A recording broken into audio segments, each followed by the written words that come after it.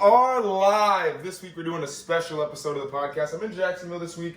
Thought I'd switch it up. Dolphins coming off a huge win versus Las Vegas. Brian Flores said our playoffs started with Las Vegas. It really did. Fitzmagic showed up big. We'll get into that later. Right now we're doing something new. We're doing Cooking with Carlos for the Prove Me Wrong podcast. Today I'm going to be showing you guys how to make an omelet. My best friend Malik taught me how to make omelets.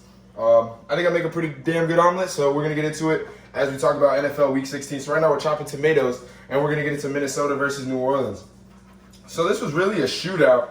The thing that disappointed me the most is that Minnesota's defense really proved that it's old and it's unreliable, because in a must-win game, still trying to make the playoffs, you give up 52 points to Drew Brees coming off an injury.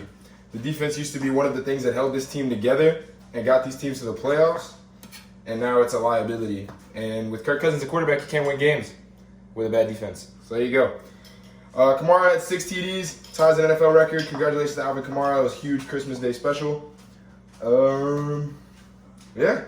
Tampa Bay versus Detroit. Tom Brady got benched at halftime with 4 touchdowns. Detroit sucks, and the Buccaneers make the playoffs for the first time in 13 years. So there you go. Hi, Miko. Now we chopping the onion. 49ers versus Arizona. So Kyler was hurt in that game. I think he's taking a lot of punishment over because of this terrible O-line that Arizona's got. He's taking a lot of punishment over the course of the season. I think it's starting to show late into the season. And yeah, Kyle Shanahan showed that he's actually a good coach. Like, he's actually a good coach. He was able to go in there, all the injuries in the world, no quarterback, doesn't really have anything going for him, and beats a really good Arizona team. And I'm kind of impressed. Miami versus Las Vegas. I just talked about it at the beginning of the podcast. Fitzmagic shows up. Tua was 17 for 22, I think, for like 94 yards at the beginning of the fourth quarter. Gets benched, has no turnovers, does have a rushing touchdown. I think the thing with Tua is that, wow, I don't know how to chop, so that's awesome. Is that he's young. He doesn't want to take real big risks down the field. They want to keep his confidence high, but in order to be a playoff team, you got to take risks down the field. We were losing, playing really conservative offense. Fitzmagic comes in. He's the new age Brett Favre. He's pretty much Brett Favre with less talent. He does not care about what happens. He's there to have fun. He's there to sling the ball. And yeah, that's what he did. Indianapolis versus Pittsburgh. So I actually watched this game at work. Indianapolis was up big on Pittsburgh. I think it was like 24-7. And then Pittsburgh just comes back. The defense tightens up after the halftime. Mike Tomlin apparently made some great defensive adjustments. Phillip Rivers, I think, has the ball with 2 minutes left, and I think he throws an interception. If not, they turn it over on downs. But yeah, really disappointed in Indianapolis. They had a chance to clinch the playoffs and to at least make the AFC, at least make Pittsburgh look a little bit more dumb, you know? Pittsburgh clinches the AFC North, especially with the Cleveland Browns losing to Jacksonville. We'll get into that later. Pittsburgh comes back, shows that they're real, kind of. Atlanta versus Kansas City. Kansas City's been playing down to their competition kind of all season. I forgot to tell you, we chopping bacon now. That's what's up. Can't have an omelet without no bacon. So Kansas City's been playing down to their competition pretty much all year. Patrick Mahomes did not help his MVP candidacy with this terrible offensive performance that Kansas City had. At this point, I'm just like kind of just trying to get it into smaller pieces here. And it does not help his MVP performance. They're still going to lock up the 1 seed in the AFC, which is awesome. What did I write down? Oh, Young Hoku actually missed the game-time field goal with zeros on the clock. So it could have been 17-17 Atlanta, Kansas City going into halftime or going into overtime. But Young Hoku misses that. He's been one of the better kickers in the league, though. He's going to come back. He'll be all right. Chicago versus Jacksonville. So Chicago scored 30 points in 4 straight games for the first time since the 1960s. Mitch Trubisky has really shown that he's not completely useless. Matt Nagy deserves a lot of credit for trying to turn this around. Stop eating onions off the floor, Miko. That's not good.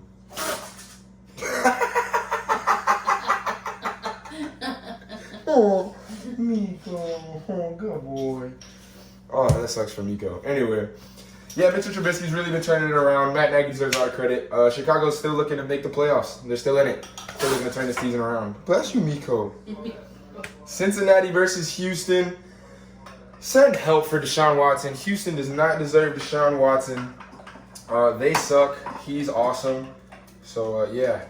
If I can go 2 for 2 with no shells in the cracks, it'll be the first time in my life. And I got it on camera. Yay! That's awesome. Went 2 for 2 on egg cracks.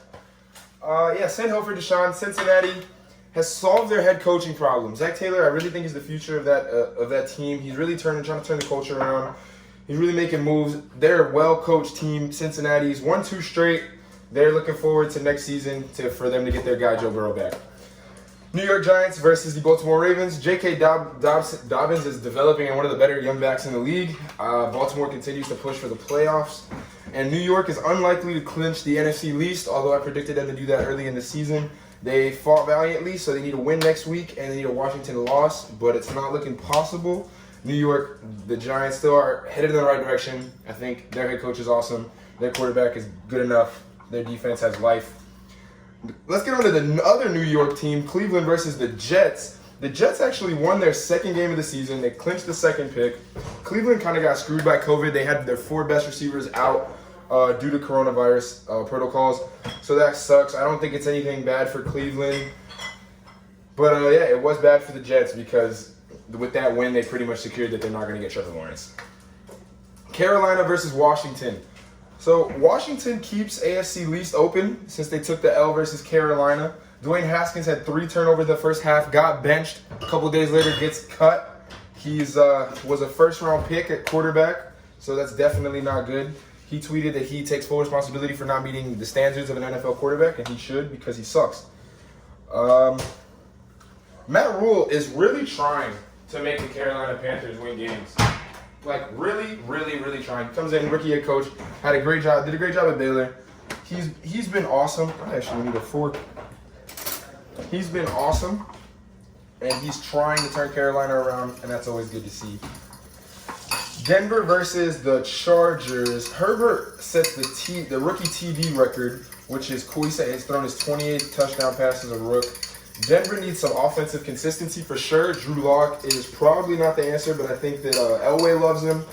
I think Vic Fangio loves him, so they're going to keep him around. Herbert pretty much locks up Rookie of the Year. I know Justin Jefferson is a Pro Bowler this year as a rookie, but Herbert pretty much locked that up with his record-setting performance and a dub. Philly versus Dallas. Jalen Hurts gets murdered. He was killed all game. He had no time in the pocket ever, threw 2 interceptions. He actually cried after the game. You could see him. He was physically in tears. Dallas keeps their playoff hopes alive. Philly's out of the playoff contention. Philly should continue to start Hurts, develop that young core, just completely move on from Doug. Doug Peterson said he thinks he's still going to have a job next year. That's laughable. Doug Peterson's out of there. Carson Wentz is out of there. They're pretty much going to clean shot. The Rams versus Seattle. Seattle clinches the NFC West with this dub. LA, after having one of the best defenses all year, is fighting for a playoff spot. That doesn't make any sense because they have an offensive-minded head coach. Jared Goff is not the future. Jared Goff is the reason they struggle. Jared Goff is inconsistent. Mikey, I'm sorry. Your guy is not your guy.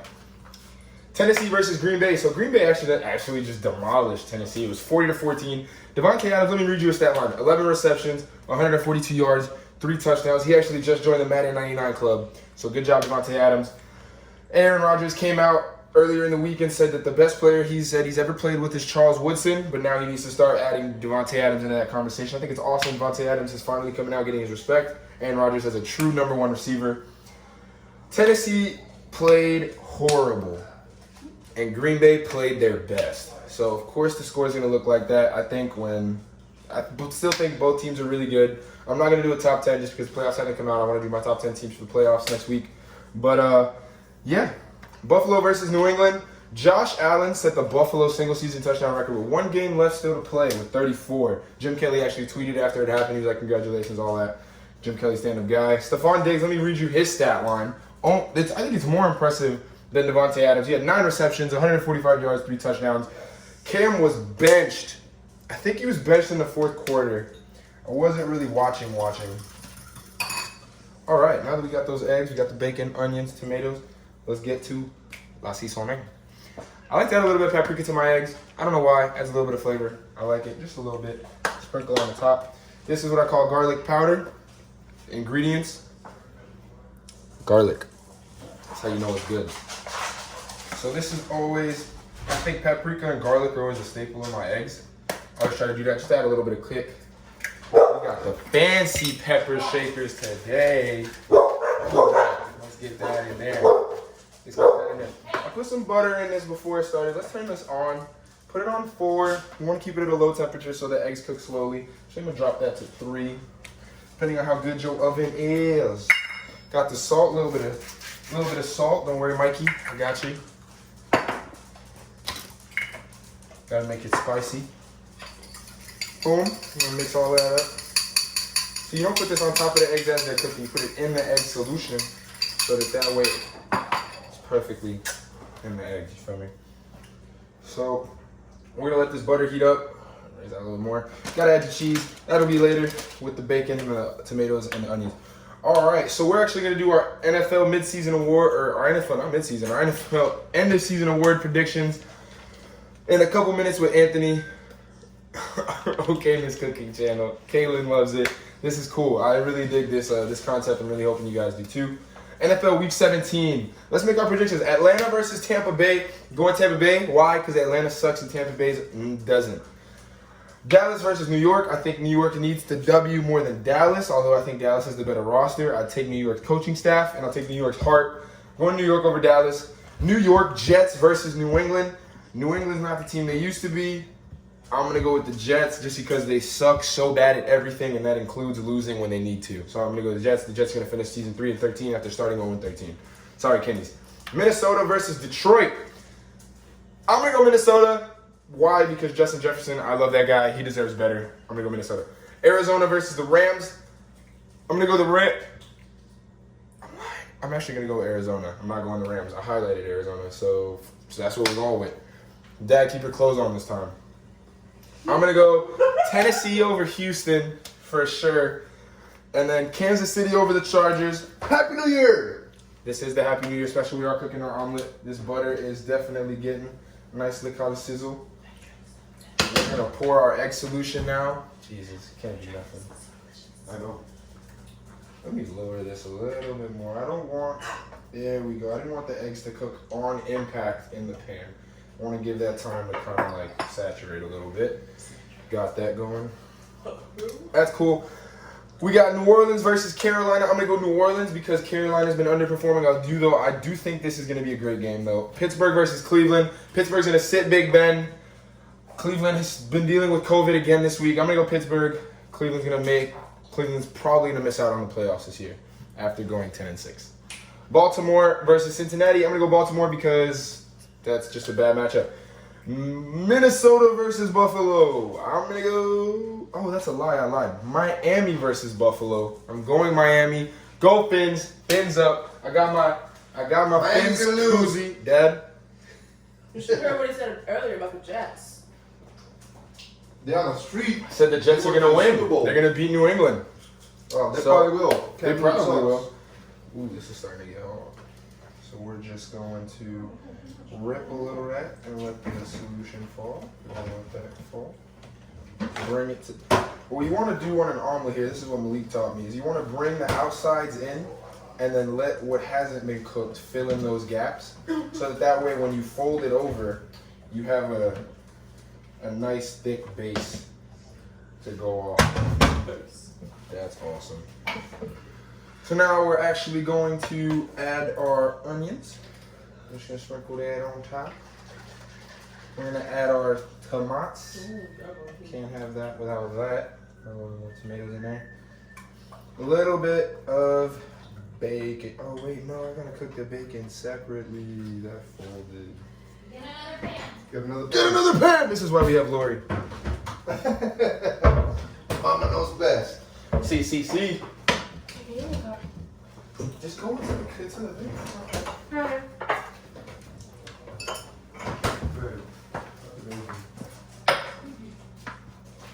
So we're going to take this off the heat. Boom. Well, this was an unforeseen problem. If nothing can ever go off without a hitch. I don't ever trust anything to go off without a hitch. So we're going to let that saturate. Put this back in there. Thank you. That was my Bud Light Platinum. This is not sponsored, but one day it will be. Where do we leave off? Miami versus Buffalo. I'm going to go Miami over Buffalo. We need to win this game. In order to clinch the playoffs, we've had our destiny in our own hands pretty much. We got to keep the ball rolling, beat Buffalo. Buffalo might sit some players. I think it's looking good week 17. Seattle versus 49ers. I'm going Seattle. Jacksonville versus Indianapolis. Not even going to be close. Indianapolis is going to win by a lot. Las Vegas versus Denver. I'm going to go Las Vegas. That should be a great game.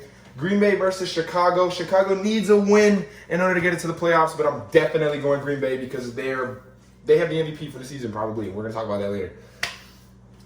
Washington versus Philly. Washington needs a win. Philly does not need anything because they already are not going to miss they are not going to make the playoffs.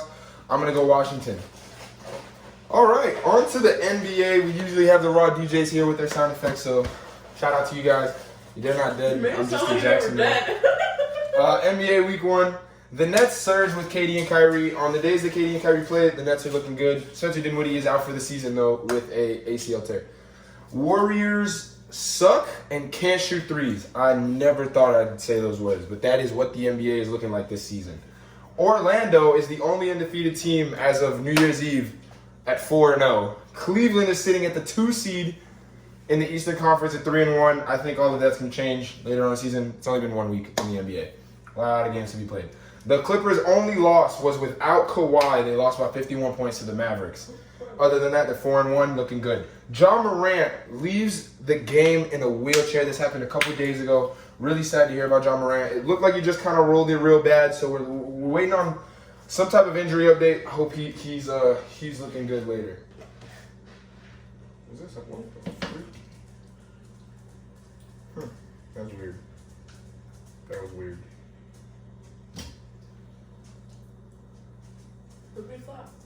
And now, bacon.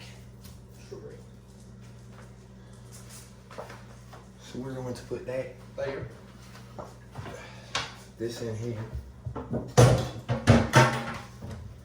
I need a plate. Boom. The Bucks suck. I don't know what they got going on. I think they're 2-3. They're not doing very well. They suck. My Pistons are 0-4. I think this actually might be the year that I've been waiting for. I've been calling it that I'm tired of going in the 8th through 13th seed and picking 8th through 13th in the draft. I kind of just want to suck really bad one year so we get a really good building block for the future.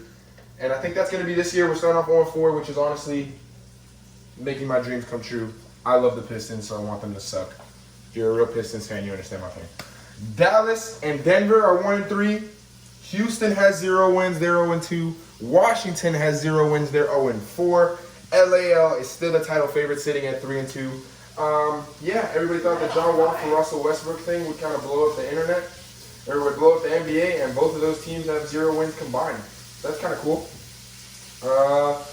To get into the UFC, there are going to be no more UFC shows until Max Holloway faces Calvin Kattar on January 16, 2021. Finally, just 2020 is over.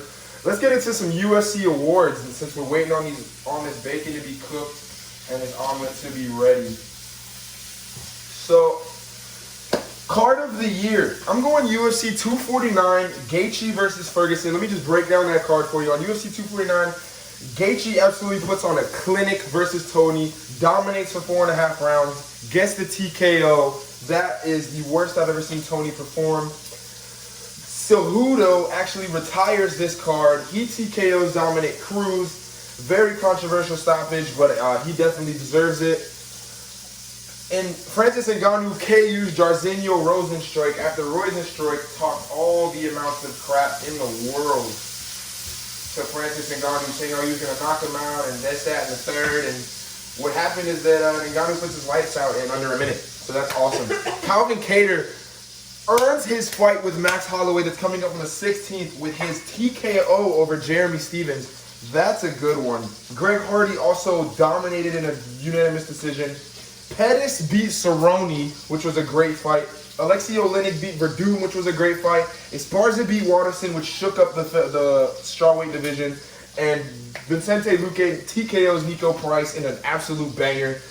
That entire card was awesome. That's why for me, that's going to be my card of the year. I'm actually going to take this off and add the bacon now to the omelet.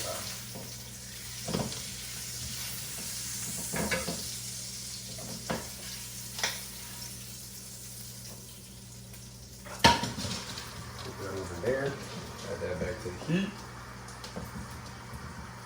Now it might be time to flip. I'm gonna try to fold over. You know we can still see you, right? It cuts off like right about there. No pressure, no pressure. Just letting you know. The fans know what you look like when you're being dumb. No, where I was, I looked. I love you, little sis. You couldn't see. Anyway, so we're gonna go card of the year 249. Can't argue with that. I think that's unanimous. Submission of the year. I'm gonna go Aljamain Sterling in UFC 250 versus Corey Sandhagen, the Sandman. The Sandman's a legitimate Brazilian Jiu-Jitsu black belt, and Aljamain Sterling took him in there and in 88 seconds choked his lights out. So I think that is the most dominating submission of the year. There was a lot of crazy submissions, but I think that one really solidified to be the UFC submission of the year. KO of the year, Joaquin. Let me get this out of the way. If you haven't seen Joaquin Buckley's KO at UFC Fight Night, Moraes versus Sandhagen, you are missing out. Joaquin Buckley does a complete twisting side kick thing. It was absolutely wild. The most beautiful thing I've ever seen in my life. That's obviously KO of the year. Might be the best KO of all time. Fight of the year. Might be controversial because of Figueiredo versus Moreno's performance recently, but I'm not going to suffer from recency bias. I'm still going to go Zhang Weili versus Joanna Jędrzejczyk at UFC 248. I think that was the last card with fans. It was a banger. And what made it even better is that the next fight was Adesanya versus Romero, which was a stink fest. So you got these girls over here, and they're outperforming the men. They're outdoing the men on the card that the men are headlining. So I think that just made it even a little bit more sweet. I love it when my ladies perform well. Joanna versus Zhang Weili. I think that should be fight of the year unanimously. Female fighter of the year. I'm going to go Valentina Shevchenko. She had 2 title defenses this year. She is the 125-pound champ. She's looking better and better every single fight. She's absolutely dominant. And male fighter of the year, I don't think anybody can argue with me. It's got to be Davidson Figueiredo, the 125-pound champ. He wins the belt early in the year versus fan favorite Joseph Benavidez.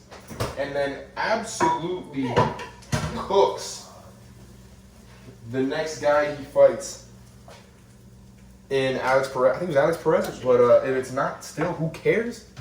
Didn't put up a fight. So that's always awesome. We are now plating our bacon, tomato, onion omelet. And we're putting it in here.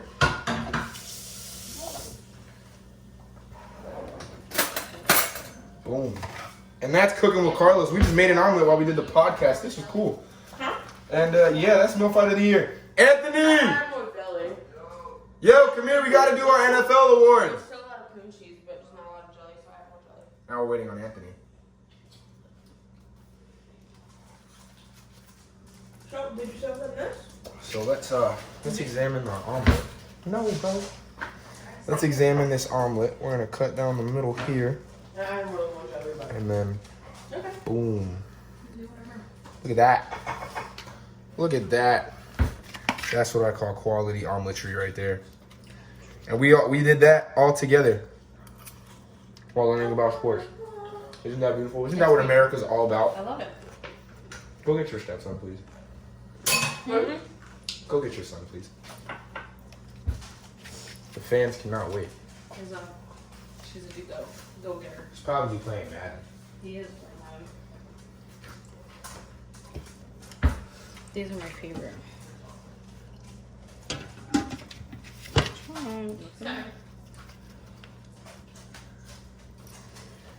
Come on, bro! This omelet is delicious. I'm not gonna lie.